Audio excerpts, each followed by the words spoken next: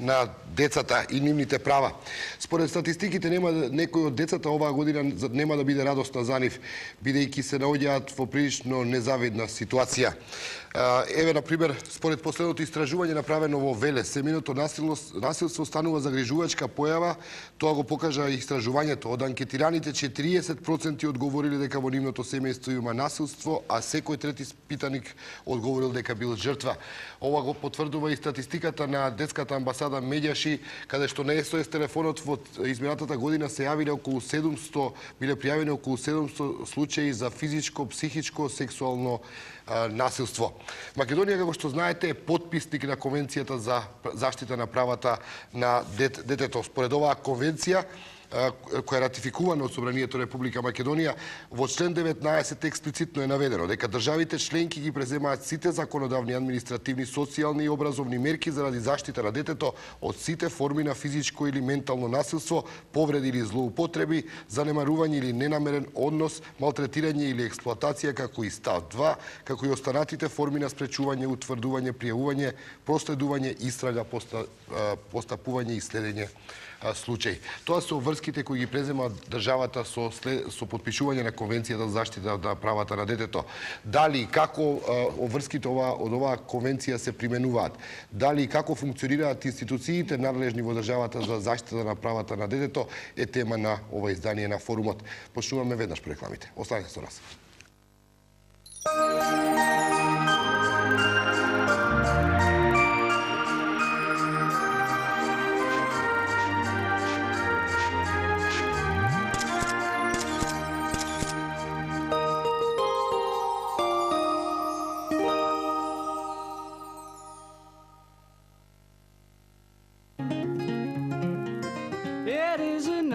Mystery, as far as I can see, my mind is so confused. I climb back on top of you. T-Mobile ја наградува довербата на своите припејд корисници. Приклучи се на Prepaid Plus и почни да добиваш паричен бонус на твојата припејд сметка секој месец. T-Mobile. Едноставно поблиски.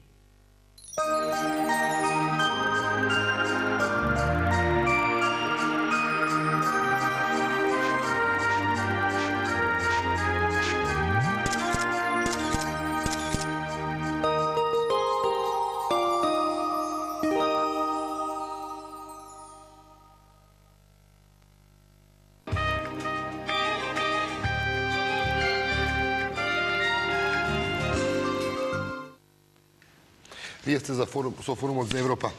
Наредете представувањето на моите гости. Од мојата лева страна е Цена Чаловска од Министерството за внатрешни работи во секторот за малолетници. Внатрешни работи Скопје. Внатрешни работи Скопје, се извинувам ако не ги знам до крај сите детали во вашата структура. Тука е Драги Змијанац од првата детска амбасада Медјаши. Од мојата десна страна е господјата Невенка Крушаровска од канцеларијата на Народниот правобранител. И ако не се лажам, еве доаѓа повелете, седнете со задоцнување, не знаеме зашто. Се надевам дека се е во најдобар ред со вас. Душко Миновски, државен секретар од Министерството за труд и социјална политика. На почетокот, јас би разговарал, имавме еден случај кој доста ја алармираше јавноста и ја сензибилизираше околу оваа тема. Тоа е она што се случуваше во Чичино село. Но пред месец или 2 месеца, може би не ме држите за збор, не сум прецизен околу датумот кога се одржа пресконференцијата на која канцеларијата на Народниот правобранител укажа на алармантни состојби во состојбите со правата на детето. Ќе може ли да ни резервирате на што прецизно укажавте во таа прилика? Прво би потенцирала дека Народниот правобранител покри постапувањето по поединечни представки. Значи, кога децата или нивните родители се жалат на одредени повреди на правата, согласно Законот за Народен правобранител следим и состојбата каква е состварувањето и заштита на правата на децата. Токму поради тоа во текот на 2006 година направивме неколку истражувања во поглед на тоа колку правата на децата се почитуваат во Република Македонија. Едно од истражувањата кое вие го споменувате за што беше одржана и пресконференција е семејното насилство. Со оглед на тоа што ние претходните години немавме предмети, да кажеме, немаше представки во нашата институција кои што се однесуваа на семејно насилство. Во текот од 2006, 2005, 2006 година веќе почнаа такви представки и се повеќе се зголемува тој број. Со оглед на тоа што законските одредби беа 2 години веќе влезени во сила, ние сакавме како институција да видиме, затоа што тие неколку случаи кои што беа предмет на наше постапување, видовме дека нешто не е како што треба во поглед на примена на законските одредби, во поглед на постапувањето на центрите, и од тој аспект сакавме да видиме кои се проблемите на терен. И ги испитавме сите центри во Република Македонија, значи она што ние го презентиравме на пресконференцијата, на информацијата која што доставивме до владата и до Министерството за труд, е токму она што го сметат центрите. Значи не е наше произволно некое мислење, туку произлегува од оценката од она што сметат центрите. А центрите сметат дека семејното насилство, иако е веќе забранено со закон, се уште нема безбедна заштита и соодветна ефикасна заштита на тој вид насилство кај децата.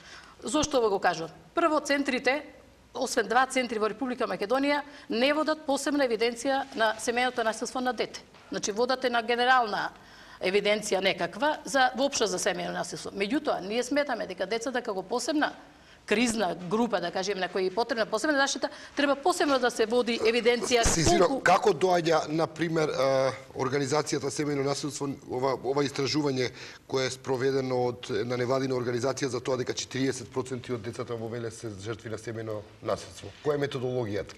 Тоа е врз база на податоци од центрите? Тоа е податоци од центрите што ги собират некоја анкета. Јас не знам за тоа истражување како е направено. Меѓутоа, ние нашето истражување го направивме врз основа на податоци од центрите. Значи не од граѓаните што мислат, туку центрите каква евиденција водат. Центрите знаат што се случува. Да. Центрите каква евиденција водат, какви мерки изрекуваат, дали се тие мерки што изрекуваат ефикасни, не се ефикасни, какви ни се судовите, затоа што дел од мерките, привремените мерки за семејно насилство ги изрекуваат судовите. Колку ни се ефикасни тие мерки, се изрекуваат или не се изрекуваат, но нажалост не се изрекуваат. Многу малку мерки. Значи состојбата на кратко каква е? Состојбата е загрижувачка. Господине Змијанац, какви се вашите сознанија како невладина организација? Ви имате и СОС телефон на кој се пријавуваат случаи на семејно насилство? Нас не загрижува тоа што кога ќе се случи таков екстремен случај како што е во Чичино село, веднаш јавноста прашува зарем е можно тоа да биде тука во нашата држава. Јас само ќе ги потсетам дека не само Чичино село, пред 4 години имаше сексуална злоупотреба дочуват на едно девојче во Штип.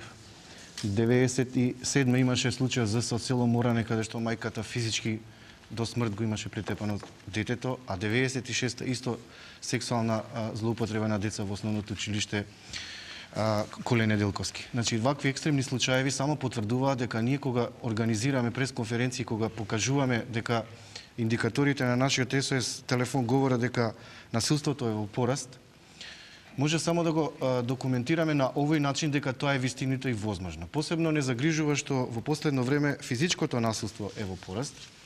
Последните податоци говорат дека од вкупниот број најавувачи во последната година 39,7% се поврзани со физичко насилство, 20,63% со сексуално и 11,9% со психолошко насилство.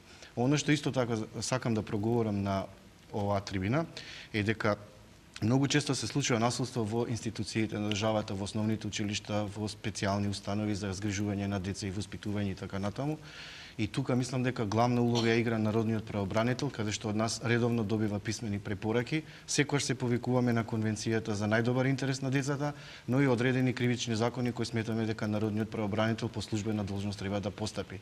Зошто затајува координацијата меѓу посебно центрите за социјална работа, граѓанскиот сектор и други државни институции, исто би сакал да и за тоа да проговориме, затоа што постојано го кажуваме дека центрите за социјална работа имаат големи ингеренции, но не може да ги постигнат сите тие појави за превенција, посебно за насилство во државните институции, а најмалку е она што не загрижува дека околу одземањето на родителското право не се постапува во најдобар интерес на детето.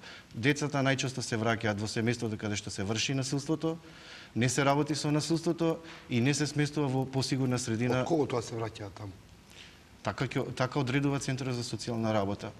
Имаше според законот кој е надлежен? Тој е центарот. Центрите за социјална работа имаат задача да дадат препорака до судот, односно до судијата во било каква постапка што е најдобар интерес за детето.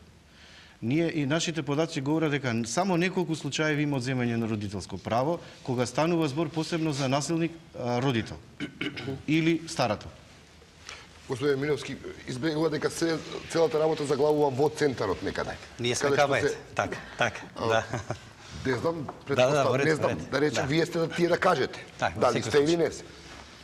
Па, добро е што е овој состав, затоа што ние сме стари борци, да речеме, во оваа фела. Особено кога се станува збор за заштита на правата на децата, на семејството и така натаму. Би се сложили со колешката Крушаровска, која со години работи на оваа проблематика. Меѓутоа, може да стане збор и за нешто друго. Значи, во овој контекст сакам да кажам дека на база на тоа што се афирмираше овој тип, значи имаме СОС телефони, невладините организации си го пронајдоа своето место, дали се тоа детска амбасада, Меѓаши, дали други и така натаму, нели? Имам веќе афирмирање на линијата и јавување на повеќе број. Значи, нити може да го искорениме ова што е зло невидено на крајот на кришата, нели? Станува збор за узурпација на правата на децата, тие што се најневини, кои што не можат да побарат адвокат, не можат да побарат заштита, меѓутоа напливот на граѓанскиот сектор во комбинација со владините институции веќе донесе резултати да се јавуваат и затоа имаме чувство дека имаме зголемен број на наследство. Не. Значи имаме нешто што порано не сте го знаеле дека го имаме. Па да, во секој случај. А постоело? Постоело секогаш. Тоа порано било семена тајна, па не се кажувало, па се сочувало, нели сето тоа, па немој ќерко и така натаму во проширениот семеен систем, значи дури не се ни транспарирало. Сега имаме. Сега веќе имаме, да. И тоа е алармантно како што вели ова истражување во иако е на микросредина во Велес, 40% од учениците се пожалиле дека се жртви на семејно насилство. Сега веќе имаме, затоа што веќе расте свеста, не имаме сега на детско ниво спуштени, значи имаме веќе не само образование во училиштата, него збориме и за воспитание по однос на граѓански права, детски права, конвенција, заштита и така натаму. Граѓанскиот сектор сето тоа, меѓутоа проблемот кога е евидентен, присутен, тогаш е двонасочна релацијата. Значи дали ние сите си ги спочитуваме нашите законски обврски. Министерството за труд и социјална политика преку своите институции, тоа се центрите за социјална работа, насловени во законот како орган за старателство, широк поим. Тоа значи грижа за сите немоćни, пред се деца, возрасти кои што не се во состојба сами да се грижат. И затоа е во фокусот на сите збеднувања. Меѓутоа, капацитетот пред се во човечки ресурси на центрите за социјална работа, затоа што е тоа уникум, нашиве колегици социјални работници со каква популација работат. Работат на широк диапазон. Значи, обезбедување на социјална заштита на граѓани кои што се материјално необезбедени, малолетничка деликвенција, бракоразводи конфликти и сето тоа. Меѓутоа, тоа не ги ослободува, да речеме, од еден ваков ангажман каде што дефинитивно треба да си ги испочитуваат. Ајде ме вратам на уште. Колку им треба нив да видат таму? Колку луѓе треба да бидат вработени во тие центри за да тие центри може да одговорат соодветно на она што им е надлежност? Па видете, се изготвуваат стандарди и нормативи конечно. Републичкиот завод за социјални дејности веќе ги изготвува, на крајот на кришата мито сето тоа па се предизвикува други импликации. Ние ќе представиме, ќе кажеме дека да не кажам бројка сега на крајот на кришата мито не може сигурен социјален работник да работи со 600 клиенти. Второ, имаме ситуација каде само Скопскиот меѓуопштински центар за социјална работа може има специјализирани тимови по однос на одредена категорија. Иначе имаме ситуација на кметовско работење, еден профил со сите категории. Тоа предпочита дека не можете секогаш да дадете доволно квалитетен приод, нели, и знаење, стручни техники и методологии по однос на пружената проблематика. Која би имале, значи, зголемен обем на луѓе, затоа што овие луѓе не се администрација. Они доживеа да не бидат државни службеници, ги третираат како администрација. Не е администрација тоа. Човек што наружен со такви техники, да работи со луѓе, со жива материја, со деца, со семејства, не може да го третирате како администрација. Во тој контекст, значи, он треба да има уска специјализација, соработка, меѓутоа и самите центри за социјална работа нема да може да работат доволно добро ако немаат коректна соработка со сите останати системи. Пред се соработката со МВР, со Народниот правобранител, да речеме, со здравство, сите институции кои што имаат допирни точки. И нагласувам повторно со сериозниот невладин сектор. Господинот Змијанец има право. Он кажува своји бројки, он си има своја програма за работа и така натаму, мито кај него доаѓа само дел од оние лица што се пријавуваат. Тој број е многу поголем. Тоа не е државна институција, да. И на крајот на кришата тука, значи, една конструктивна забелешка би рекол. Центарот за социјална работа е тој што е должен да ги прими информациите веднаш да реагира. Значи, огромен дел од задачата ќе завршат, имаат право да се одржат прес, меѓутоа првично да го вклучат Центарот за социјална работа, да информираат, па дури со рок да побараат. Ве молам, известете не, доколку не, тогаш министерството треба да санкционира одредени центри што нема да постапат. Вие ги известувате министерството или само на правобранителот? Се работи и до институцијата, еве на пример случајот 25 мај кај што има физичко насилство, информиран Центарот за социјални работи. Но народниот правобранител пред се затоа што народниот правобранител мора да реагира бидејќи се случило насилство државна институција и мора да даде препораки како најдобро да се постапи за да се намали насилството или да се заштити. Затешка случајот и да не се затешка случајот, И да не се затешка како дополнително наблюдување и притисок да Центарот за социјална работа мора да постапи согласно. Ние даваме препораки до народниот правобранител по наше видување. Не мора народниот